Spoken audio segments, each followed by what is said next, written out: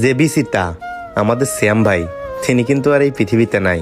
আপনারা সবাই জানেন সে তার নিজের জীবন বাজি রেখা দেশের জন্য, দেশের স্পোর্টসের জন্য, নিজের দলের জন্য খেলছে। শুধুমাত্র তার একটাই স্বপ্ন ছিল সে একদিন অল সিরিজ খেলবে, কিন্তু ভাগ্যের কি অশেষ নিয়তি। 2020 সালেও টপ 2 হইল, আর 2025 সালেও টপ 2 হইলো, আর 2025 সালে টপ 1 হইলো রেডক্স, মানে আপনাদের সবার প্রিয় আরএইচকে। তো আরএইচকে এর প্রতিটা টিম মেম্বারের কাছে আমার একটাই অনুরোধ থাকবে, তোমরা তো সবাই তোমাদের স্বপ্ন পূরণ করার জন্য, দেশের মুখ উজ্জ্বল করার জন্য দেশের বাইরে খেলা করতে যাবে। তো আমাদের জেবিসিতা ওরফে শ্যামবার একটা স্বপ্ন ছিল সে একদিন অল সিরিজ খেলবে, তো সে তার স্বপ্নটা পূরণ করতে পারলো না, কিন্তু তোমরা পারো তার স্বপ্নটা পূরণ করতে।